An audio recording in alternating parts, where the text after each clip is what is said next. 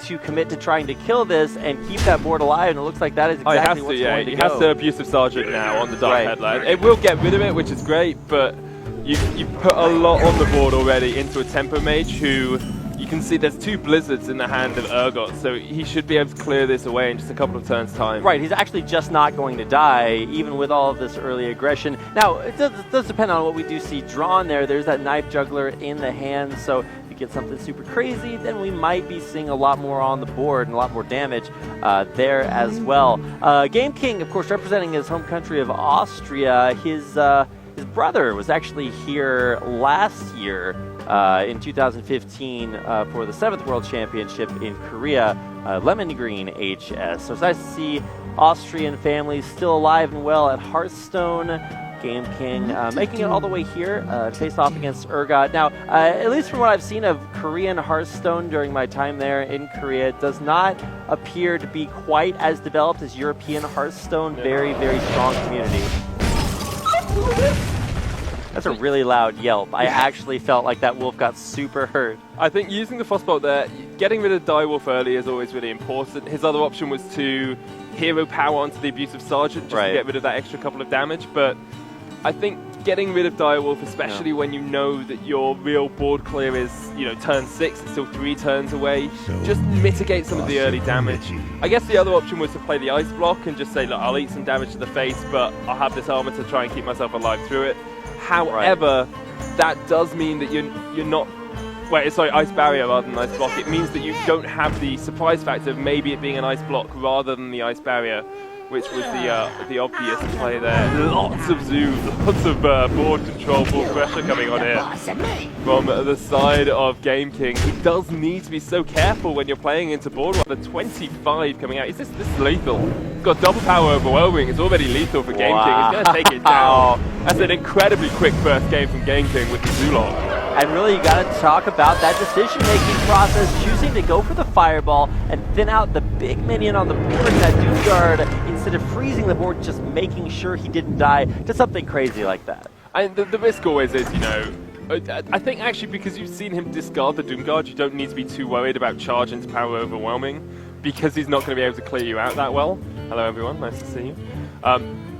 I think having the ability to freeze the board is a lot more effective, especially when you know Doomguard's not available to actually wipe you out. Well, that's the thing about this, even Zulok or now this new discard lock, the way that they kill you is just by keeping stuff on the board. Yeah. So lots of ways to buff it up from the hand, whether it's the Abusive Sergeants, the Direwolf Alphas, or those 2 power overwhelmings, which ultimately led to him winning the game. Yeah. So Urgot is going to have to prepare a little bit differently here for this next game. Of course, it will be a best of 5 series between these 2 guys.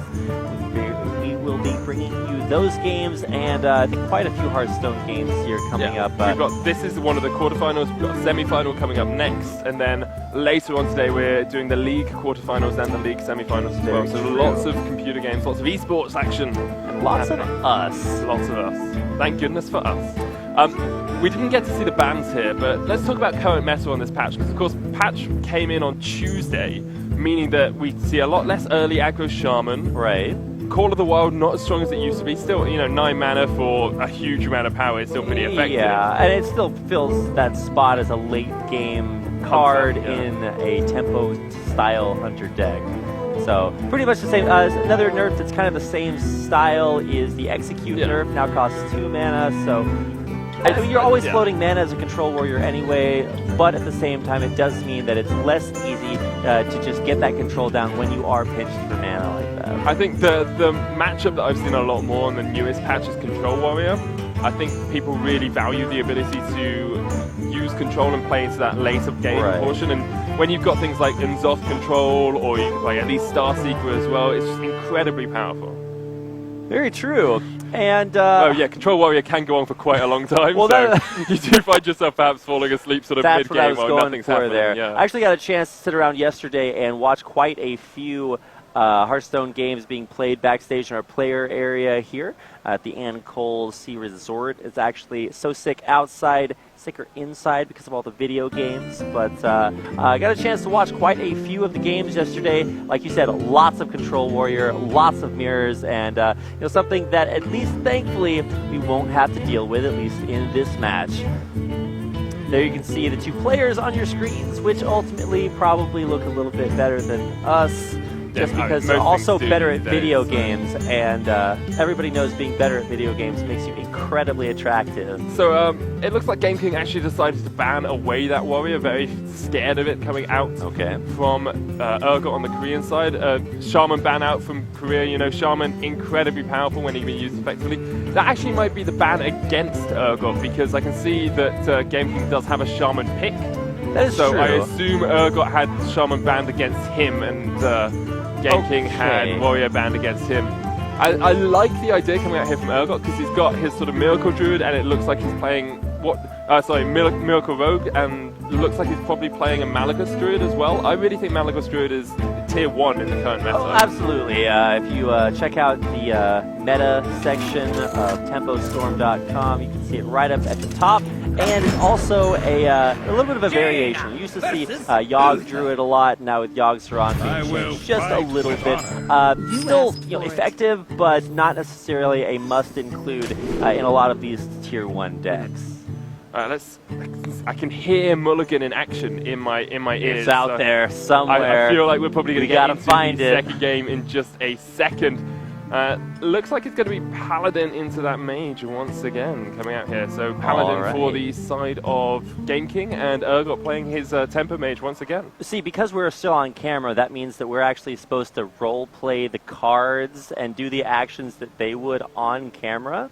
Okay, well, you start us off, and hopefully by the time you've finished, they will be off camera. Well, I was going to say, we are still in the mulligan phase, so we're still trying to figure all that out before we show you guys the players. So nothing's happened just yet, so thankfully I've not been forced to play the Pictionary version of casting, which is why we were actually hired here. Oh, definitely. There's a few different variations of Paladin decks at the moment. The most common one we see is the Anyfin deck. So it's That's very true. You're basing it off your Murlocs, you're controlling until you get towards that 10 mana, and then you're being able to just double Anyfin at the end of the game. And with Commanding Shout and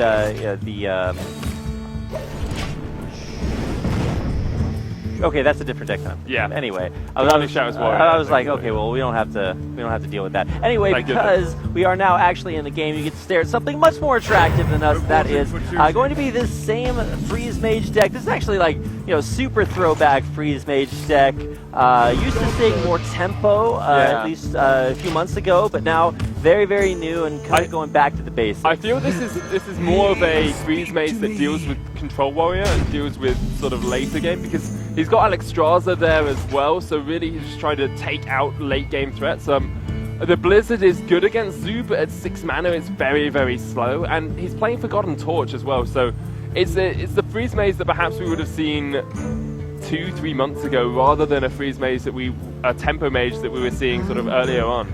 Right. Something that would make a lot of use of things like the Firelance Portal, just to deal damage and keep your board alive. And here comes that Forgotten Torch that we were talking about, just going to make sure that the Paladin doesn't draw too many cards off that Acolyte.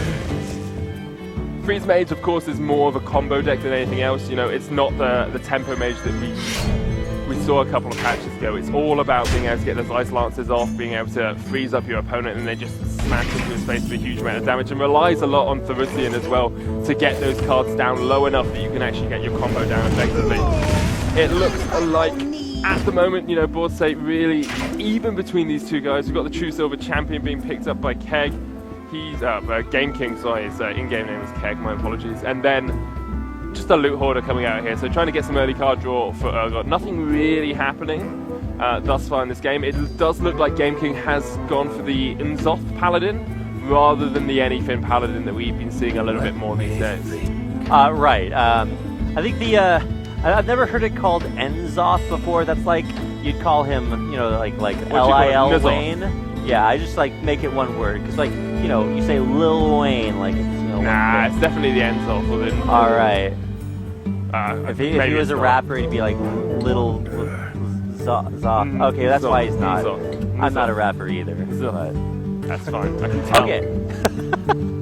Okay. I'm very glad with the state that music is in today. That's my political commentary for today. Well, let's actually go ahead and talk about the Hearthstone. Both decks really setting up for the Paladin. The real struggle is making sure that you can get into a place where you're not under pressure. You can play those big Death Rattle minions. And that's exactly what we're seeing right here with the current Bloodhost out on the field.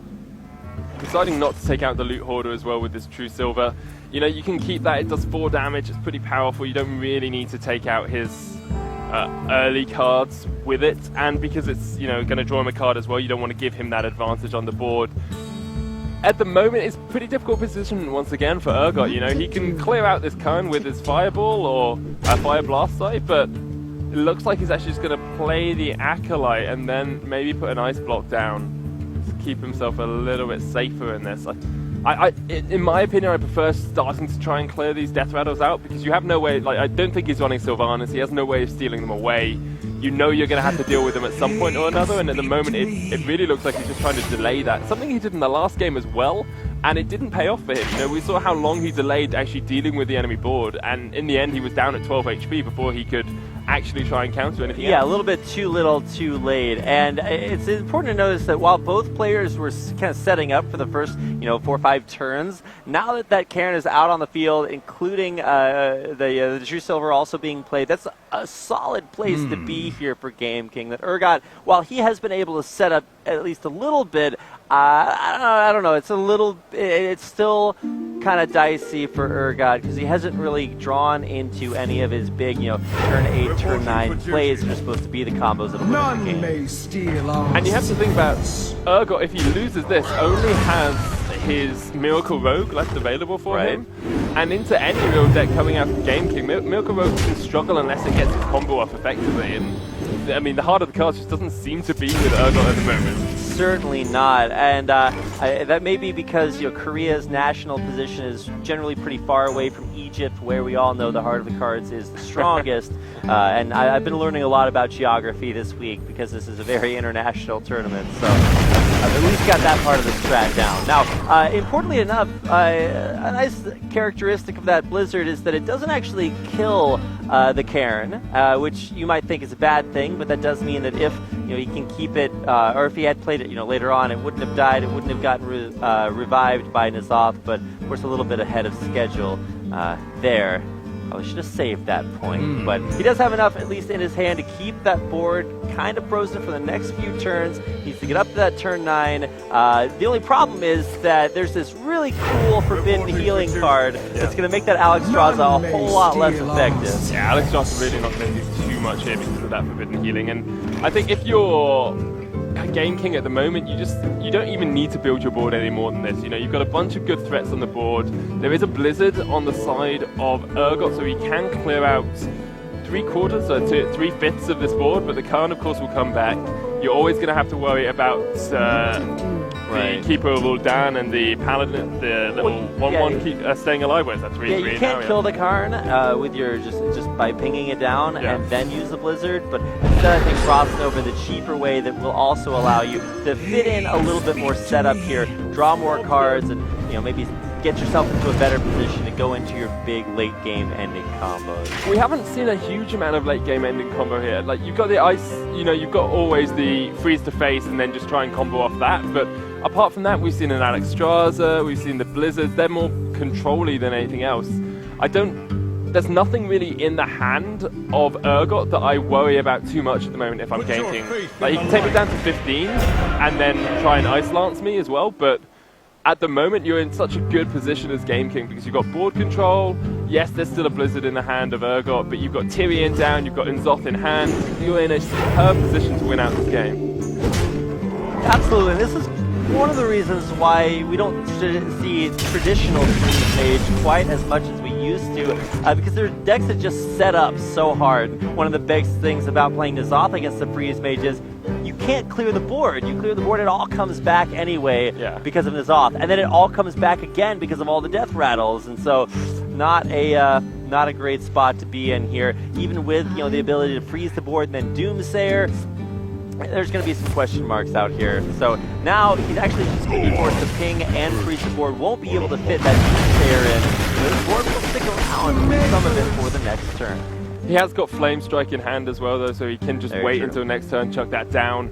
We'll be able to clear out the majority, but Twilight Summoner now down as well. So even with Flame Strike, like, Game King has just got draw after draw that really counters out any board clear coming out from Urgot. The Flame Strike won't even kill off the Tyrion, so it's just going to make it almost impossible, really, here for Urgot to get back into this game, especially because we know Game King has the Enzoth in hand and now is sitting, you know, he's just passed, he's going to be on 10 mana next turn. It's going to be almost impossible for Urgot actually to get back into this one. Yeah, I mean, Urgot pretty dead at this point. I mean, there is the extent where you can just pile a bunch of damage to face and know that you won't die because of ice blocks. But we all can see that Forbidden Healing and know that that's going to be what really, you know, keeps him in this game, even when the life total gets low. Starting to shot those fire blasts at face. I'm not too worried about it, especially now he's got double Forbidden Healing in hand as well. You know, you just... That's a lot of healing, man. It is. The question now is, can Urgot do 23 damage in one turn? Because there's an argument here that you don't actually use Forbidden Healing this turn and you just wait. Urgot has Fireball in hand, he's got Frostbolt, he's got Forbidden Torch, or Roaring Torch, and he's got the Ice Lance. So would that do it? 3 plus 4 is 7, 13. No, he'd be doing 19, 20 with hero power at most. And even then, I think he actually, no, he'd do 19 at most with the mana cost, so. And so you're really going to be looking for cards like Emperor Thorzen. That's what really sets up, oh my god, you can do so much damage with this. But at least for the time being, this will go on a few more turns, trying to find the combos. This Freeze Mage needs not only to stay alive, but to set up for that big lethal combo. I think if you're Game King here, you're wondering if you need to Forbidden Torch yourself, Forbidden Healing yourself. So yeah, just three damage to my face. So it's fine. But yeah, the healing definitely the better option. Lots of great minions in the hand. You can see he does have that Azoth for when or if his board gets cleared. You're gonna have to deal with that board eventually because there's only so many freezes out there. Maybe you Forbidden Healing just to stay safe. But then that does mean that, you know, the healing itself is more limited. You've got ideally 40 points of healing in your hand, but you probably do want to just make sure that you're in a good position. Yeah, just get yourself out of range. Yeah, and we saw in game number 1 that Urgot was not willing to play it that safely, and he was trying to. He went for like killing off the Doomguard with a fireball instead of just freezing the entire board. So not checking to see if he could die. So maybe this time that's what bites him again. Never know. You can see what's going through Game King's mind here. You know, he hasn't really got any ability to do damage to Urgot this turn. Right. He's got Doomsayers in hand, but you really don't want to use those when you're the only one controlling the board. He's got Sylvanas as well, which he could chuck down just for the extra death rattle, but most of the time you're looking at using that to steal away an enemy minion. And actually, you do need to be a little bit concerned about Urgot here because he has got Alexstrasza. If he draws a freeze off this turn, you know, you could always get taken out. 22 damage is not out of range for a Freeze Mage. Absolutely not, and especially if he does draw into that Emperor eventually, it's just going to make things so crazy. An evolved Kobold, a little bit interesting to see. It will give him a bigger punch. He's trying to work out how much damage he's got. But so. yeah, you do have to make sure that you know what you're dealing with. I think he's still a little bit short, even if he plays the Kobold. So right, still at 19 from last time. Or no, is that right? Because Kobold into Roaring Torch will give you 8. Right. Frostbolt will give you another 5, and then you get 6 off. So you got 21. No, you got 8 plus 5 is 13 plus 6 off the Ice Lance. So yeah, 19 again. You're right. Yeah. Okay, so still at 19. Great, we got it. We did the math on stream. The hardest part of casting by far. Here comes down the Flame Strike, going to unleash the board that has been set up, but really, I don't think at this point Urgot's too concerned about what's on the board. Just chipping down at that Paladin. This is one of the turns that I really think you've got to drop the Forbidden Healing. Yeah, I think you have to. There's an argument there for Urgot using Fireball instead of Flame Striking and just going straight to face with the Fireball because he knows he's not going to be able to combat that off next turn. Right. But the problem with that is you kind of dictate to Game King that you know that you can get him in range for lethal next turn, so he's much more likely to use the Forbidden Healing. He's gone for Barnes here, gets an Acolyte off it. You know, it's an extra card draw, it's not the biggest thing in the world, but with Game King having 6 mana left, you have to think he Forbidden Healings himself just to keep himself out of range. If he doesn't, I think he actually might be dead next turn. Yeah, very true. And I think you're starting to see Urgot thinking about that, hovering over the forbidden healing. I was kind of wonder, you know, is it forbidden healing, like, you know, why? That's just like the cure for cancer being out there, but the evil companies haven't let us get it. Yeah, well, it's forbidden. It's like dark magic. Yeah, he heals himself, so pushes him well out of range of this combo coming out from Urgot. So very good to see him at least on top of that. Here's Alex Straza. See, that's really smart from Urgot, because he's like, I'll draw out the forbidden healing, I'll play Alex Straza, and then combo him out next turn. Didn't realize there's a second forbidden healing. Yeah, some of the decks do cut that, and I think it's wise to play into one, maybe not to play into two, because there is still about half a deck left for Urgot. So maybe he doesn't have it in the deck at all. Maybe he does, but it's in the second half. So probably statistically better to just go with this. So now you know you have to play Forbidden Healing, but at what point do you do it? What health total are you trying to get to? Yeah. We'll be able to at least top the block this turn, though. Yeah, gets rid of the block. I think you just go straight into Forbidden Healing. You could out or Peacekeeper the Alex Straza first and then Forbidden Healing yourself. You're still getting 14 healing off, which puts you on 29, which is well out of range of that combo, especially since you know a Thurisian has been played. Other option is Humility and then use Forbidden Healing, but either way you're going to be well out of range of any combo coming out. Yeah, I think at this point it's just most important to get as much health as you can. There's no more Alex Strazas, so any damage done to your face will have to be from this straight-up direct damage that the Freeze Mage has. We still haven't seen anything like an Emperor. There is a fair amount of spell damage in his hand, but it's too expensive to play. Yeah, if he gets +3 spell damage, he's using 6 mana, and then really he's got nothing to combo off from that. You can play the Kobold and get yourself an extra 2, but even then you're only doing 19 as we calculated earlier. I really think this is done. You know, an otherwise block does keep him alive for another turn, but unless he draws something beautiful, I don't see how Urgot gets back in. I mean, at this point, you have to think about playing your Blood Mage and then pinging it to draw, because you're really looking for some way to make this look better. It's like you go to the party shop and you're trying on masks, and it's like, well, no, this one doesn't make me look better. Let's try the next one. This is why whenever Sona is late to cast, I know exactly what he's doing. Gotta make sure.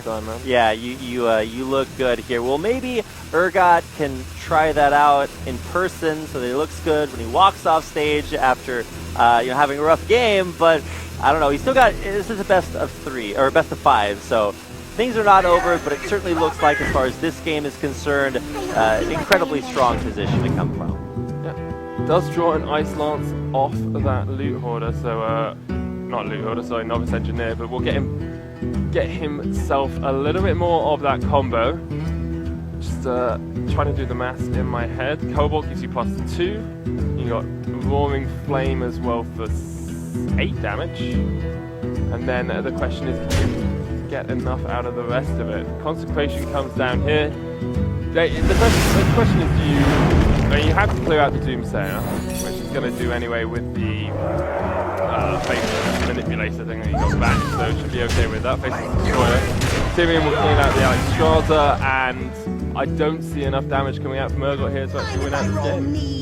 And that's really one of the big reasons why not only the N'Zoth, we talked about the unclearable board aspect, but Forbidden Healing just completely destroys this Freeze Mage deck. Even with Alex Straza, it's just not enough, and that is going to give the second win of this series to Game King from Austria. Yeah, it's just a little bit of weakness really there coming out from Urgot. You know, he played okay, but that Freeze Mage isn't working out anywhere near as effectively for him as it could do.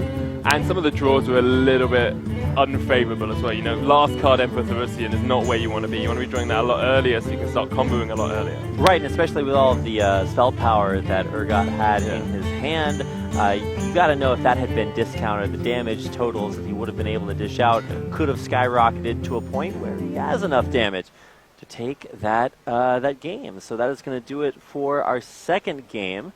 Should be getting back here in just a few moments. In the meantime, you get to look at all of the fabulous sponsors here for our 8th eSports World Championship in Jakarta, Indonesia. It's where we've been for the past few days. I actually got here a little bit ahead of schedule, and then we got to meet Sona, had some nice eSports bonding time. eSports bonding time. That's true. That's where we I'm stand not around and quite look sure at what each that other means, awkwardly yeah. because we are not playing video games. It's the only thing we can do. We can also apparently talk about them sometimes, maybe.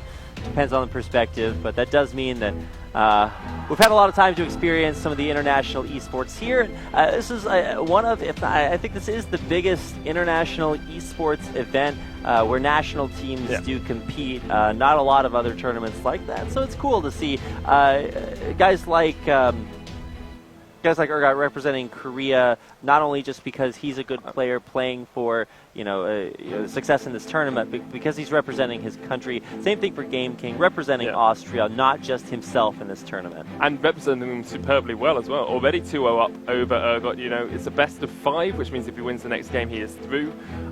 Now, we saw, what decks have we seen coming out from Game King already?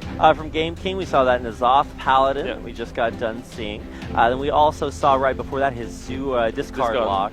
So. Which really wasn't that much discard. Well, he did actually get discard 2 Malcazar's imps. That worked well for him once. Discarded 3 cards, got 6 back. And when you think about the idea that just this 1 mana card can get you 6 cards back in your hand, I guess it's 2 mana because you have 2 of them. It's just a great place to be. But I'm wondering if Urgot has to stay on that Freeze Mage, because he played it in the first 2 games. I don't know if he's allowed to switch decks halfway through, or whether he has to now play into, I think it's the Shaman coming out from Game King as his final deck. So now that they actually zoom in, he actually does look almost exactly like his brother who played here last year, Lemon Green. But Game King representing the same country. Nice to see that he is able to make it back not only to this tournament, but here this far. As he goes through the bracket, Urgot will kind of need a miracle, or perhaps his Miracle Rogue, to get him back into this tournament. Beautifully played, Rapid. Beautifully played. It was much wonderful. like all of Game King's cards last game. It was just very well timed from him as well. It's something he did in the first game, gets a strong board state and then is very happy just to pass on 10 mana, pass on 10 mana, pass on 10 mana until he has to do something. And even at the end there, he kept N'Zoth, or N'Zoth as you would say, just in his I actually really like N'Zoth. Yeah. Because it's like Cthulhu, so it's N'Zoth. Well, yeah, but it's not Cthulhu. I would never say Cthulhu. Who would say Cthulhu? Well, you're saying N'Zoth, not N'Zoth. I guess it is N'Zoth. So you're saying the name of the letter, not the sound. N'Zoth. My apologies. In the Korean language, I'm saying Korea right now. In the Korean language, the letters have actually pretty protracted actual names to them. Like, the sound for the H letter, but you'd say H, so it's a little bit longer of a pronunciation. Really, really confusing as I'm trying to learn Hangul in Korean. It's just you definitely know the difference between just the sound and the name of the letter. I'm going to go look that up. I'm sure there's some passionate Reddit post. I'm probably getting flamed in Twitch chat right now for it. Why would he say Why N'Zoth? on earth would he Everybody say knows it's a sideways Z. Oh, yeah. Duh. N'Zoth. Love myself a good N'Zoth deck. Okay. It should be noted that here at IeSF, here at the International the 8th eSports World Championship for 2016, the way that points are awarded to teams is based on how well they finish in each one of our games. So if you do have a country that is competing in every single one of the games we have here, it's going to give you a higher chance of placing higher and becoming the overall champion of this World Championship. You're right. It's N'Zoth. You're right. So good at this game. Well, at least the casting it, although that may be up to some interpretation. Let's go ahead and get into this next game. It will be the final deck left for Game King from Austria. This is going to be a Shaman taking on what I can only imagine is maybe third time the charm for the Freeze Mage? It looks like it is. Yeah, that's what he's picked. So another Freeze Mage gets rid of all 3 on that mulligan. And I have to think, Shaman, in my opinion, mid-range Shaman is probably one of the strongest decks at the moment, Alongside that Malagos Druid or the N'Zoth Control Warrior that we see a lot as well. N'Zoth. There we go. We're gonna break Stone of these bad habits. But yeah, mid-range Shaman's still incredibly powerful. You don't need the tough scars anymore. You don't really need to use Rock Biter weapon. Spirit Claw by itself is really strong. A lot of it does come down to your role with your hero power, but 9 times out of 10 you're going to be fine. Very true. And so we are going to be seeing maybe an older school version of the Freeze Mage versus a newer school version of this more mid-range Shaman. Really happy to see a lot more mid-range decks come out. You can see a lot of different cards, different strategies. Instead of the strategy of dragging your mouse button or your finger, using a fabulous touch device the Hearthstone is playable on. Thanks for that plug there. I'm thanking myself just because. Yeah, you're thanking yourself for a plug that you made. There we go. So options here: Flame Tongue and kill it with that Searing Totem, or you can play Blood Mage and use your Spirit Claws to take out that Acolyte. Either option does do 3, only giving 1 card draw across towards Urgot, but Urgot's actually been really good with his card draw already. He's got Loot Hoarder and he's got Acolyte down, so won't get as much out of the Acolyte as he'd like, but still has drawn 2 cards early on, which allows him to start rocketing his way towards his later game combo. Yeah, he actually could have put could have put Urgot dangerously close to overdrawing if he had, used that Maelstrom portal, done 1 damage, then you got 3 cards drawn off of that Acolyte and a 4th drawn into hand. Dangerous strat versus a Freeze Mage. Those really don't want them to fill up their hands. So better safe than sorry, and going to go for clearing off a little bit more of that board. The downside is that if Urgot tries to do this whole do-nothing approach for the first 5-6 turns, it could wind up with some pretty scary board coverage. Druids, not Druids, Shaman's very good at filling that up incredibly quickly.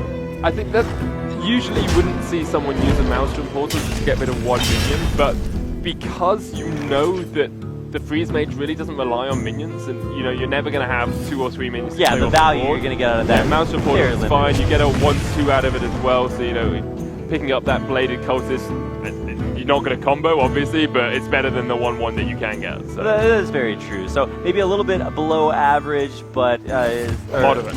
Right. It's moderate. Moderate. Just like my political. There we go. I'm treading on thin ice here, but gonna go ahead and play the Thunder Bluff on turn 5. A lot of times you can save that for turn 7, but gonna go ahead and throw it down early. And this is not maybe necessarily get the value out of it, but more to either draw out a Fireball, limit that damage coming out, because he knows most likely not gonna stick around for another turn. Yeah, I was surprised to see it actually come out so quickly. However, has just got rid of 2 combo pieces that's from Urgot. insane That's value. really, really strong for him. I think you have to get rid of the Thunder Bluff, but I don't think that Game King could have known that he was going to be able to get rid of that much of the combo. So I think one thing that could be Urgot's thought is that when he was playing previously against the Paladin, they have those 2 forbidden healings. Famously, until more recent expansions, Shaman had no healing. So unless he's running some way to get that health back, the damage is going to stick. So when you drop that Alexstrasza, he's staying at 15 HP, and then you don't really have to worry about him healing himself back out of range. Bad for Urgot, dearie me. He's got rid of both of his Ice Lances, hasn't got any combo pieces in hand. He's got Alexstrasza and his Kobold, but absolutely awful. Gets his Doomsayer hexed, and now Game King in a superb position to win out this matchup. Absolutely. I mean, what is there really in hand? I'm going to kill you with my Ice Block. Not going to happen. Even the minions in his hand just not on par. Alexstrasza to fatten that mana cost needs to go on the Thorazin diet. Drop that cost down a little bit. However, Flame Strike, fairly skillful card to play. It wipes the board, but you've still got that Fire Elemental. You're still going to go in for 6. Barnes comes down here, searching up towards the Thunder Bluff, really, if you can get it. But Tunnel Trog's fine as well, because you've got Mana Tide Totem in hand, you've got Feral Spirit in hand. Decides not to play the Feral Spirit, but will have that Mana Tide down, drawing his cards. And that, again, is a bait trap for some of that combo, Frostbolt on that, Forgotten Torch on that. It's just stopping any damage that Urgot can do to face and bringing it onto those minions instead. So ideally here you're going to ping and then try to clear the board, or you just drop the Alexstrasza. The second Ice Block in hand means that you will be able to stay alive for a couple more turns, but 27 health is still very, very high. Safe spot to be for Game King. Yeah, Alex Stars brings him down to 15, and he has got Cobalt into Frostbolt for Forgotten Torch next turn. So that's 5 plus 5 is 10. If the Alexstrasza doesn't die, he has lethal, but I assume he's going to kill off that Alexstrasza alongside the... You can't play the Blood Mage alongside that because you're 1 mana short. Right. So it's still close, but I think here, if you're Game King, you just play safe. You know, you take out the Alexstrasza and then you look towards face. And it seems as if Urgot is just going to be just a little bit off damage, very similar to his position in the previous game. As Freeze Mage is just not working out, even with some of the more interesting variations on it. Not a deck that is able to deal with all of these early setups that Game King's been able to put down. Game King just playing great Hearthstone, able to continually fill his board even after it's been cleared, able to keep up with the setup that Urgot's doing, putting cards in his hand, unfortunately, not the right ones. Yeah, wasn't able to get the spell power surge in there, so not able to take out Alexstrasza as easily as he would have liked. Will still be able to just hit it with Fate and take him down. Gonna get that ice block out from Urgot as well, so we'll be able to force out the spell. He has got another ice block next turn, but really depending on the draw here, you need a Flame Strike, you need a Blizzard, you need something to stop Game King being able to pop that second ice block. Plays it even before he's drawn a card. Right. That's how much you wanted it. Now Blood Mage, I think you just Loot Hoarder instead of Blood Maging. It's a mana cost, but no, he's just gonna go face. I mean, I guess that's the play. Try to get him down low enough to where this Kobold damage is enough to win. You need to draw into something like that Ice Lance, ideally, or, you know, Fireballs. The odd Pyroblast. Just kidding, nobody plays that card anymore. Oh, I don't know what you mean. Cabalist's Tomb into triple Pyroblast. That's the way you combo that you wished for, man. That's the way you do it, man. All right, second ice block pop. We are nearing the end of this game. 2 health left on Urgot's run through the tournament here at IeSF's World Championship. 2016, Korea's run has been dominant almost every single season of this World Championship, but looks like it might be... He's not dead yet, because he's got 2 card draws, right, and the card draw from turn to draw a Fireball. He's won. He's got it. He's got lethal, boys. All right, there it is. Easy peasy lemon squeezy. Drawing in. I was trying to make it seem like that was way less likely, so no. Easy peasy lemon squeezy. Superb. Face. Just go face with your That's my favorite song, man. That is that's one way to win the game. Who needs to play a good meta when you could just go face with a Fireball? Fireball, Raging Torch, good cards in their own respect. That will keep Urgot's hopes alive and also allow us to cast longer. It seems like from the way this tournament's being played, though, you can't play that mage again because it seems like you have to keep so once playing you the same win, deck. you lose the ability to play that deck. That does mean that you have to mix it up a little bit. So speaking of face, he's got Malagos Druid in his back pocket. So I would, well, we think it's Malagos Druid. Could of course be Token Druid. That is very true. And both versions of Druid changed maybe a little bit. Of course, it used to be very old god heavy, and now, of course, not quite in the same place. Druid, one of the decks that probably I think got changed the least. They do lose the ability to play a bunch of random spells because it turns out if you lose your god, what hope do you have? That's my religious commentary. I really tread on thin ice. Some people still play Yogg, though, you can't, because the fact that he dies, or is Yogg a man or a woman? You don't want to misgender Yeah, Zoth, Cthulhu. Oh, you mean Enzoth? There we go. Any of the old gods, man, they are very I just sensitive. don't want to face her wrath, their wrath. I don't want to face the wrath of the old gods. But yeah, I mean, you can still play Yogg because it's not exceptionally common that Yogg dies, assuming you're playing 5 or 6 spells. If you're going into the 10s, you know, then it is quite common that you mess up somehow and the Yogg will die. But still having a few random spells can be pretty powerful. We don't see it that much, but some people do still run that Yogg in. I mean, yeah, getting free spells is pretty cool. In fact, if you see more of these control type decks, whether it's the Odd Priest or most likely the Control Warriors, they're going to mix that Yogg in there just because having more stuff, playing more cards, always something you want to get that extra value out of. So, having only got that deck left, Game King now has to rely on his ability to win out with that deck, on that mid-range Shaman. Into a Miracle Rogue, it's okay in my opinion, because you tend to be able to win out before the Rogue can actually pop off too effectively, unless they get like a really early Van Cleef. Double backstab well, into like some crazy We do see some clear. sort of like turn 3, turn 4 Van Cleefs hitting 10, 10, 10s, 12, 12s. Yeah. And if you don't have Hex in hand, you're pretty darn scuppered. Yeah.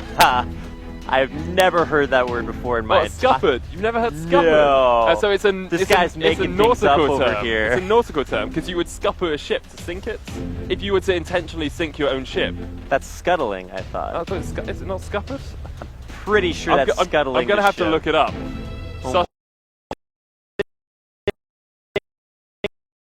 Today, guys, I just don't even know. I mean, we've gotten a chance to hang out. Yeah, sink a ship deliberately. It's a scupper. Oh my god.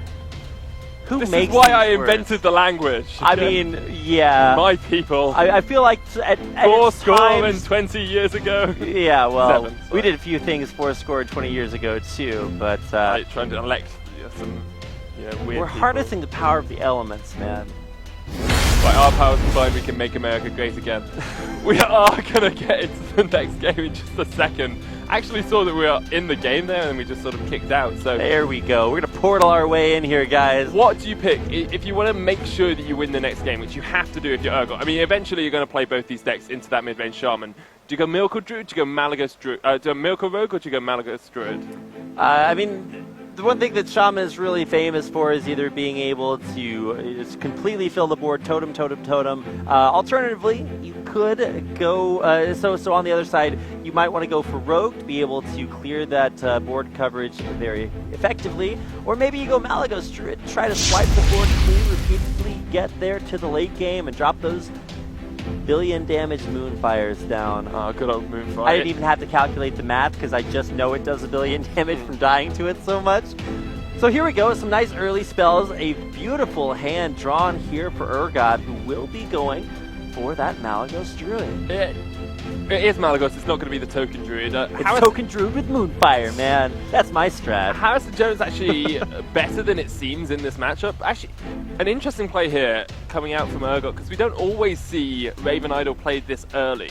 Usually what you do is you wait until you need an answer for something and then you play it and then pick the specific answer you need. So here, the thing is here, you've got the option, you can take the Innovate or you can go Moonglade Portal. But he's actually going to take Power of the Wild and hope that he draws into his Fandral and just be able to get the double power out of that.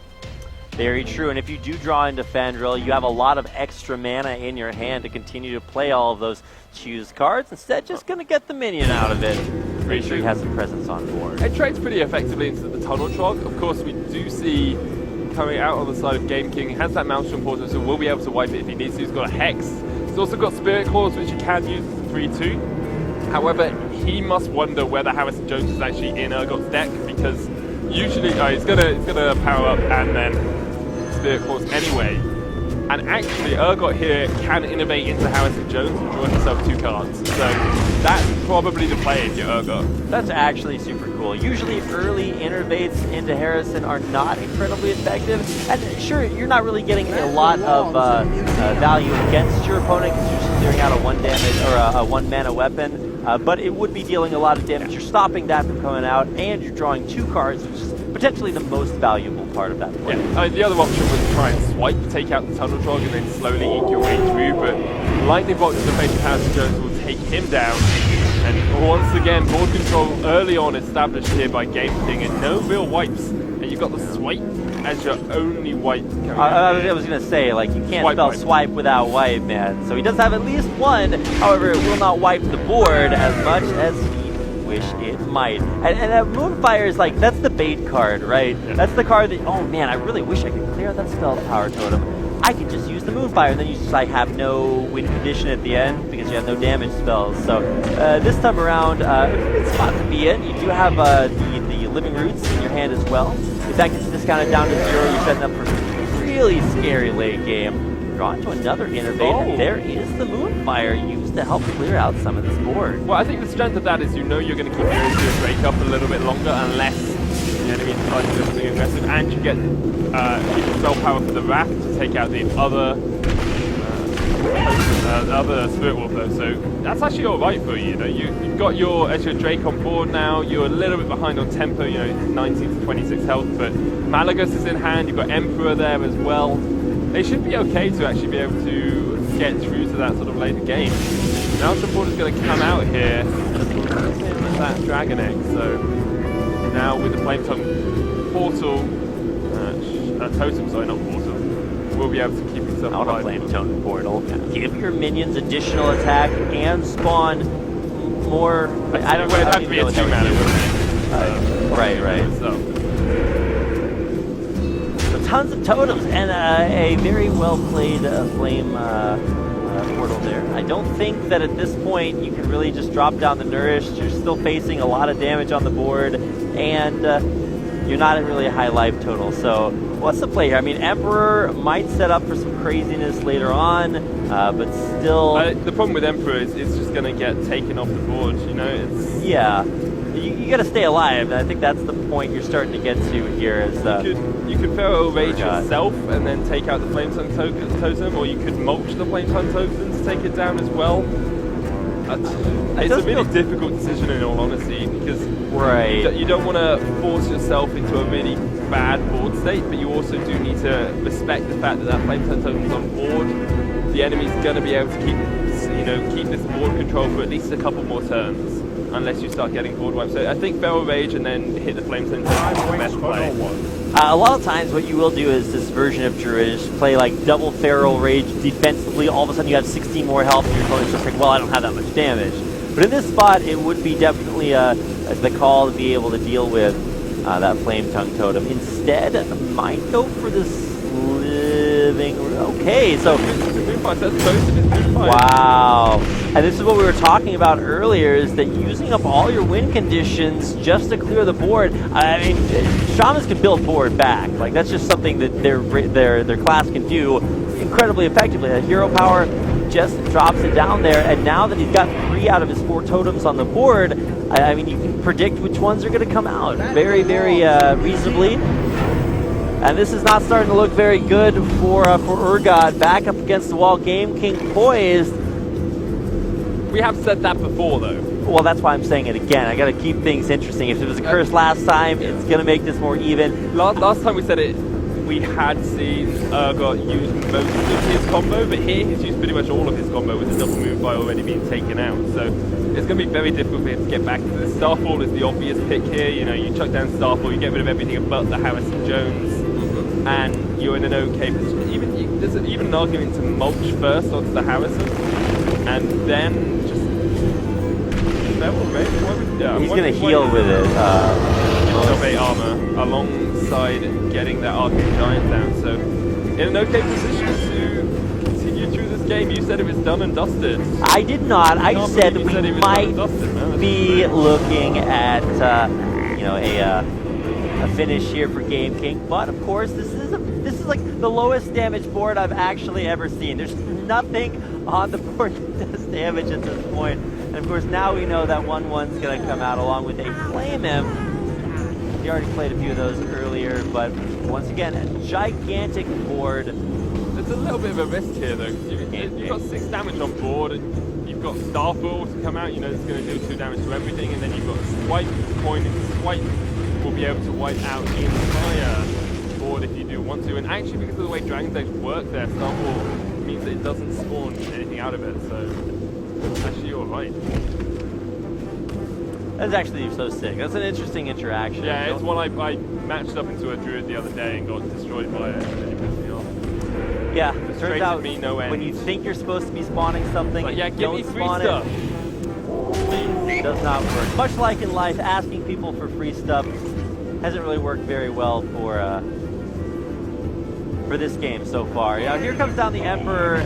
Ideally, if you did save things like those living roots, it's obviously not going to discount Moonfire, but we're setting up into what would be the win condition that Urgot needed. You know, you discount the Malagos. If only you had 2 Moonfires somewhere left in your deck. If I only had a Moonfire or other low damage spells from the hand. So I mean, now you're going to maybe get a Malagos Swipe. That's still a lot of damage. Yeah, Malagos Swipe is still a huge amount of damage.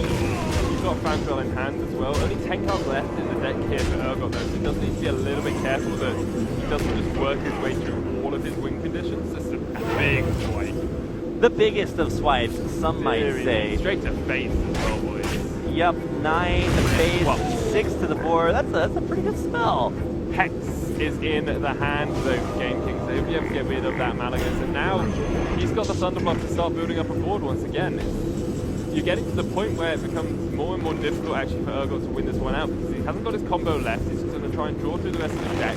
Vandral into, you know, some choose one, which, you know, where you don't have to choose one card is alright, but here we go. It's still not a great position for him because as soon as Game King starts getting a few more tokens on the board, that's going to scale incredibly well. Both swipes are gone, both Moonfires are gone, Malagos is gone. I don't really see Urgot's way back into this. Certainly do not. At least now we're going to see that not even going to go for the choice. Arcane, but we've got he had a second Arcane Giant. There we are. Yeah, and this is really kind of the last hope. Very few cards in hand, but lots of cards. There we go on the board. But free cards coming from both hands as the thing from below comes out, and now we're really nearing the end as the board starts getting cleared away. There's that big 5/5 taunt down there on the board. Oh, the thing that's from below, and there we go. Wrath coming out. Oh my goodness, Soda. It did not look like we were going to get to this place, but I mean, an incredible spot to see Urgot get himself to incredibly well-deserved, playing from either behind or certainly behind in score, and able to come back and tie it up. Great play by Urgot to keep himself in that one. It didn't look like he had it, but obviously remember he had that second Arcane Giant, being able to get Fandral out and not have it die straight away, because that's always the risk of playing an early Fandral. You know, Fandral's going to die. Kept himself alive, was able to win out, and now we're going to see Miracle Rogue in towards that mid-range Shaman. Mid-range Shaman not really working out that well thus far for Game King. Right, and we actually even saw Urgot use a lot of his late game win conditions very early on, and maybe that was his thought process to just say, hey, as long as I keep this this Shaman from building that crazy insane board, getting that Thunderbluff value, and something like that, then you're not going to be facing off against a lot of damage. We saw those boards that actually just had no damage on them, and Urgot really knew that even though he's dropping maybe a little bit lower in health, wasn't really going to be an issue there towards the end of the game. So Urgot survives for 2 more games after dropping down really low, and now facing off against a potential comeback here in game number 5. Well, it would be a reverse sweep, you know. Urgot obviously channeling his inner C9 to try and get back into this one. After this, just as information for all of you guys on our schedule, we've got the 3rd place Hearthstone match next. It's another best of 5, and then the League of Legends quarterfinal number 1 and the semi-final following straight on after that. Both of those are best of 3s. All of our finals are played tomorrow, starting at 11 o'clock in the morning with the Hearthstone best of 5 finals.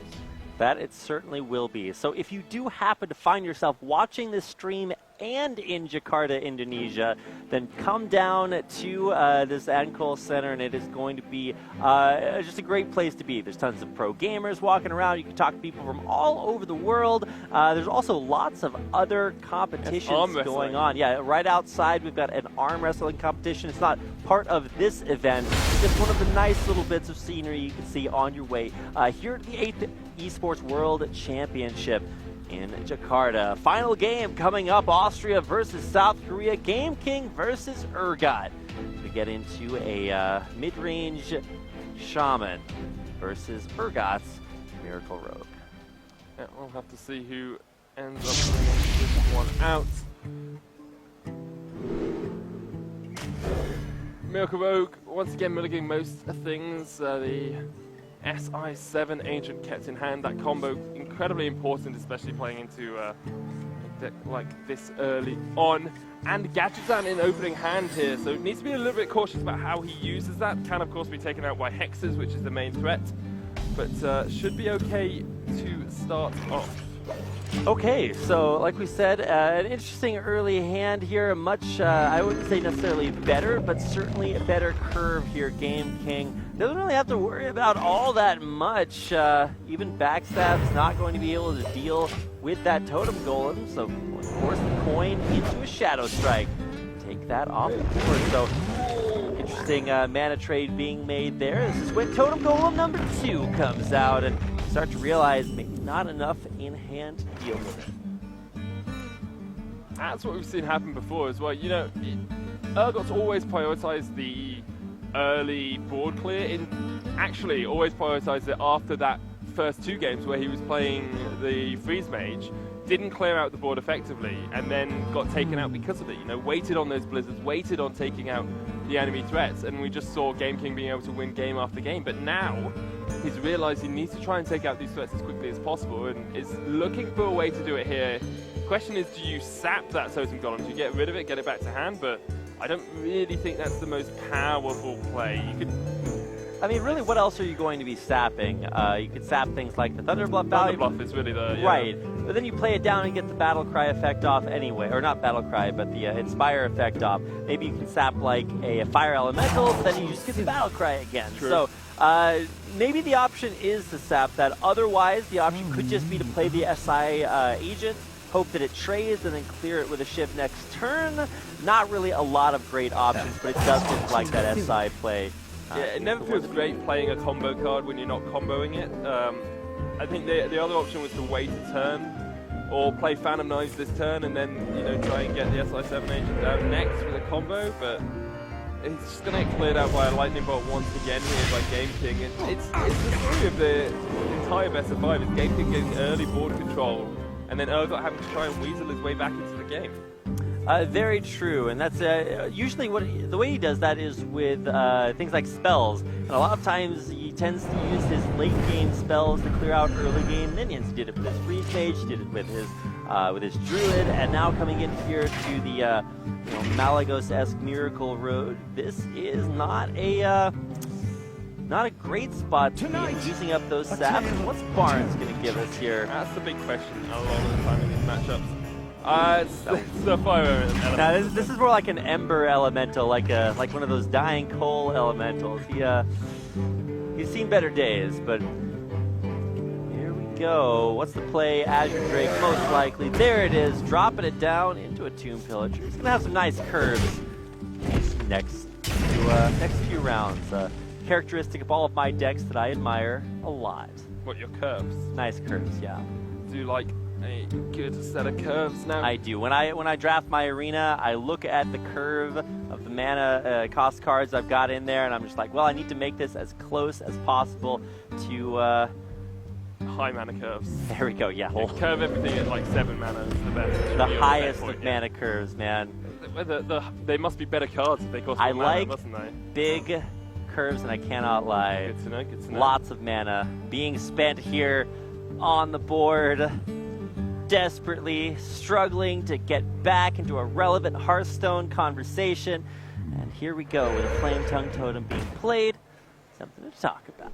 That means the Ezra is going to die off, and now having the Totem Golem down as well. Once again, Game King has board control as we enter the mid portion of this matchup. Now, Tomb Pillager into Eviscerate to take out that Flame Totem is probably the best play. You could also put it across towards the Totem Golem and then backstab towards the Flame Tongue, but I guess you've still got your hero power, so you will be able to clear that one out. That was the best play. This is the reason that I'm not playing on the stage, because Urgot knows how to make better plays than I do. That is very true. Not only is he representing Korea here, traditionally a very dominant nation in the World Championships, he is also representing enough skill to make it to this place here. So we do draw on towards the finals. Of course, the finals of all of these esports will be tomorrow. You may want to make sure to come back and watch those then. Maybe Urgot will make it, maybe Game King.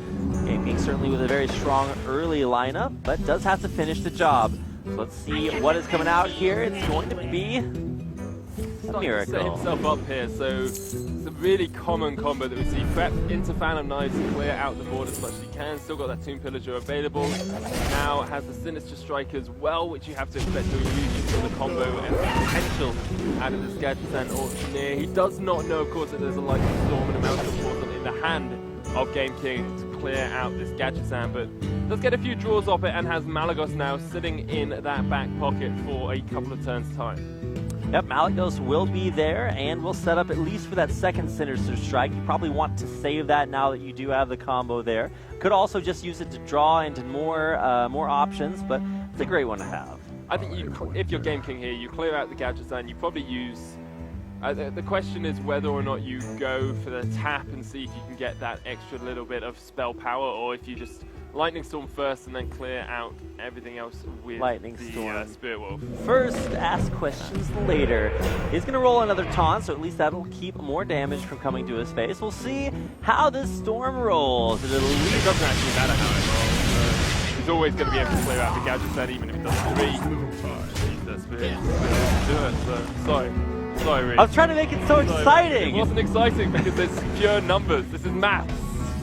Is it? You can't make maths exciting. Well, apparently Blizzard can. That one thing that I'm super bad at, yeah. Gadgetzan coming down is going to draw off of it with the coin. We get a lot of draws coming out, but a very well-placed Shadow Striker. There's that Emperor that's really going to help these next few turns be big. Drawing the backstab as well is so powerful. And as you said, you want to keep Malagos Sinister Strike in hand. You've got Shiv there as well to do a little bit of extra damage. So if you can get that Emperor down next turn and you're not getting too much draw coming out. Oh my god, that is so much damage. Yeah, absolutely huge. The problem is now, though, Game King, if he's got Hex, actually even with Hex, assuming Emperor gets one rotation down, you'll have 8 mana Malagos, Sinister Strike will be 3, Shiv will be 1 mana, Eviscerate will be 1 mana. That's pretty much the combo to win. Doing 5, 8, plus 6, plus 4. Plus 9, sorry. That's 18. 19 damage. 19, yeah. Yes. All right, we've done our math, and that means we can get back to talking about Hearthstone. I guess math a part of it, but certainly not great. Especially for me, I did, let's see, how many years did I spend studying math? It's like 7 or 8. Way too many to be this bad at it. I've also played way too many Hearthstone games to be this bad at it. That is why we are commentating it. Lightning Bolt to clear. Second Gadgetzan. Our miracles are over. The Game King might need one to keep from dying to this incredible burst coming up. And now you've got Prep as well, so all that really Urgot needs to draw into is one more damaging spell to be able to get that rotation off next turn. I have to think you Emperor here. The other option is the Tomb Pillager and just get that extra coin out for Emperor. You can even use Eviscerate on the Azure Drake if you really wanted to, but keeping that in hand with a little bit of extra damage makes a little bit more sense. Go to face with the hero power, and now just assume really that Game King doesn't have an answer to this. Right, and really Game King's got to be assuming that, especially with that dagger to face, Urgot is close. Lethal damage, and especially depending on what comes next here, Urgot could just wind up ending the game. He doesn't quite have the reach to get to 26 health. He's very, very close, as you said. I think we worked out it was 19, but via Elemental to try and clear out the Emperor Tharusi, you need to get rid of Emperor this turn, because otherwise it just makes it way too easy for Urgot to get the combo off. That's actually great getting the Cavalier off that. Yeah, I think the best value you can get off of that, a 1-drop for a 2/4 sounds good to me. A big board, but will that be enough to keep Game King's game alive? Will he be the king of games, or will he have to rename Prince King? Wait, no, it would be Game Prince. Yeah, it would be Game Prince. So close! But actually, it would be game 3rd or 4th in line to the throne. It was so good initially. All right, well, now a great spot to play Malagos in. The other options, of course, would be to play the Azure Drake, play the Shiv, and try to draw into more damage. I think Malagos is the play, and indeed it is. There's a temptation to board clear here instead of going face, and I think that's actually what Urgot is going to do. So now drawing SI7 agent doesn't actually give you too much, but you can eviscerate that Calvadir, or actually, because you get so much bonus out of the Malagos, you can just do it straight onto the thing from below. You can use Sinister Strike to get 8 damage to the enemy hero, and then just pass the turn, gets him down to 18. However, Thunderbuff Valiant has just been drawn here for Game King, so I'm just trying to work out if he can clear out that Malagos, because he's got Thunderbuff, he's got 2 totems, he's got a Flame Tongue. as well in hand. He can clear out that Malagos, which would actually remove one of the big win conditions from Urgot, and it would turn into more of a tempo race than anything else, and Shaman tends to win the tempo. Right, and in case you guys are wondering, it would definitely be worth it to clear the Malagos instead of just putting all that damage to face, because if you just leave Malagos up, you're just going to die from any of these like incredibly high damage spells are going to be coming into Urgot's hands. So Flame Tongue down, where's that Thunder Bluff? And it's so close to lethal. Indeed it is there. He's actually really close to lethal for himself just with the Thunder Bluff. I think he's got 14 damage.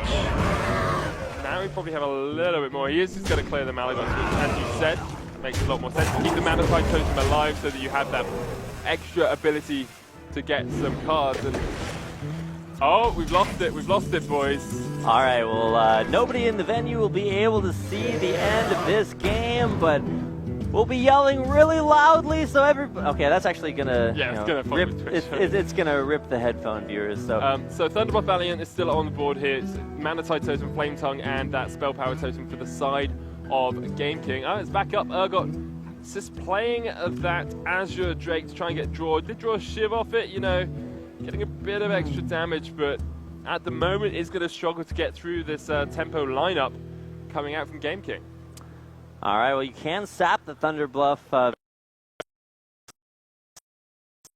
turn, dealing with this board of weak minions that are just going to keep getting stronger and stronger. So how do you deal with it? Going into Fan of Knives is actually really nice. Actually super nice. There's the prep into it as well, but at this point, like, how much steam is left in Urgot's antiquated means of powering both? Drawing back for a little bit more steam, I must say. He's got a 10-10. However, if I recall correctly, Game King has yet to use a Hex, and he draws the Hex off the top deck. That is beautiful. That's why Game King, in fact, the king of games, heart of the cards. Apparently, I mean, like we were talking about, Austria geographically closer to Egypt than Korea. Why is Egypt the heart of the cards? Well, because that's where the pharaohs are from.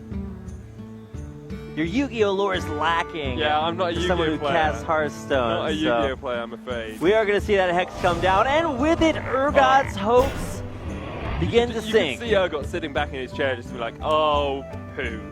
It's like that. Not what I wanted to happen. That is, in fact, a card, yeah. Well, I mean, you have to give it over to Game King as well, because that Van Cleef was a top deck off a prep, off a Fan of Knives. So it was very fortunate for Urgot to get it, but him getting that at the exact right moment spells dividends, and now he's going to be able to take out that Azure Drake as well, get the Buccaneer off it, which is probably one of the best things when you've got the Spirit Claws in hand.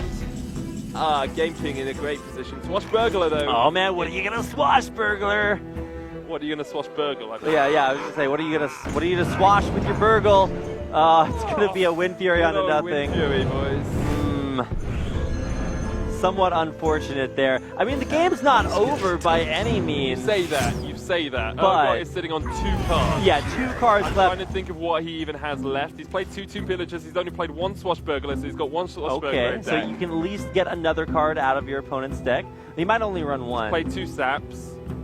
He's played 2 SI7 agents. Played 2 Gadgetzan Auction. No, he's only played 1 Gadgetzan. No, he's played 2 Gadgetzans. He's played 2 Gadgetzans. And obviously he's played his only Malagos, so I don't really see him having anything that's a threat left. That's where you Swashburgle the Malagos out of your opponent. No, you can't. Oh yes, good old mid-range Malagos. Yeah, man. Mid-range Malagos that is now apparently a class card, right, yeah. All right, well, here comes down those Spirit Claws. Unfortunately, Buccaneer not still alive to get that extra value, but almost out of cards, the Harrison Jones. He's played it, but he's going to draw 1 card out of it and realize that he has nothing. Well, that's a little bit of a bug to face there.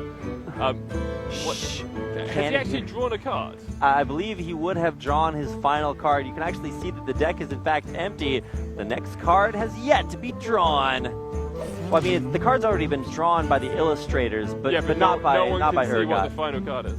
All right, looks like the game is ended. We'll be doing an announcement to talk about the ending of that, but that is going to be the end of our final game. Game King wins. Game King, 3-2 with the victory.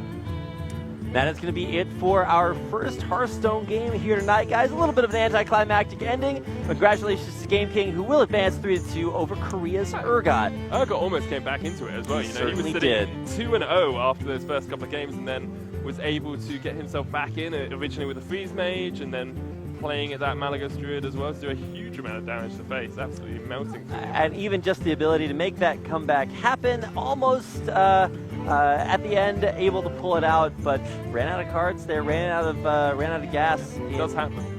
His tank. I don't know how these metaphors are supposed to go, guys. I just know I'm supposed to say them. Keep gas. Keep it in the tank usually. Certainly do. Or in an oven, depending on how you. Even then, it comes from the tank to the oven. That is also equally true. Well, that is going to do it for our first game here tonight, guys. Hopefully you have enjoyed watching this. If you have, you can, of course, follow us both on Twitter at Dr. Sona. Sona the Caster. Sona the Caster, okay. So going a little bit back there, or at Rapid Casting. If you have any further feedback, you can also follow information about this tournament at IeSF_master on Twitter as well. Of course, if you are in Jakarta, Indonesia, make sure to come down to the 8th eSports World Championships as we near our final day tomorrow. We'll have more Hearthstone action and a whole lot more coming your way after a short break, so don't go anywhere.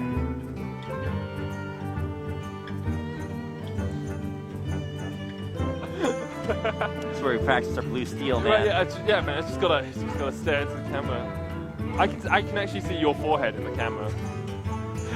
How highly unfortunate. I know, right? Poor me. We're getting different views of ourselves, man. It's actually so cool. The problem is I always lean over to this way as well. Oh, so Game King did win, as we expected him to at the end of that. So well played by him. Obviously, a bit of an unfortunate moment. We didn't see how got lost, but he really didn't have anything left to draw. We're actually congratulating Game King's chair on its epic victory he did there. a really good job. You know, it's a DX racer, very, very strong chair, very powerful. Chair that I'm in fact sitting in immediately, and that is going to do it. So we are going to head out of here. Congratulations to Austria and Game King for their success so far. Good job, Austria. Super good job. Oh, we've changed our music now. It's the more exciting music. We do have, okay, so let's quickly break down the rest of the schedule while you do your little Muppet dance. No, the next game is the third place game, so that's going to be between Urgot and the loser of the other semi-final. Not sure who that was. Of course, there is a little bit of a different meta at this tournament because you can change your decks between matches. So Urgot does have the opportunity. If he thinks perhaps that Freeze Mage didn't work out as well for him as it could have done, he can switch that one up and decide to go for something slightly different. After that, we have the League of Legends quarterfinal #1, and then the semi-final #1 straight after that will be finished tonight at about 8:30ish is my guess, and then start again tomorrow morning at 11 o'clock Jakarta time. I don't actually know what the time zone is called here in Jakarta. Well, if you type in Jakarta into your internet-enabled computing device, you too can find out that information. And of course, you can tweet that information at us, at Rapid Casting and at Sona the Caster, whose Twitter name I now know. UTC +7. +7, okay. So if you are in... That's a lot of maths for you, though, isn't it? After very true. Having you try and work out how much throw damage the math-intensive thing at me. I'm just like, I'm trying to catch it with my when someone's playing a combo deck, you need to be able to work out how much damage their combo will actually do. I'm not going to combo into some time zones, man. That's a little bit... It's like the UTC is the Malagos, and the plus is the spell power. Yeah. Trying to figure out lethal, can't do it. I think any card that gave you +7 spell power would be slightly broken. It's like you just merge the Kobold into the... I don't know. All of them join up together. Well, either way, that is going to be all for us. So, for a third time today, we will try to transition away from here. We will see you soon.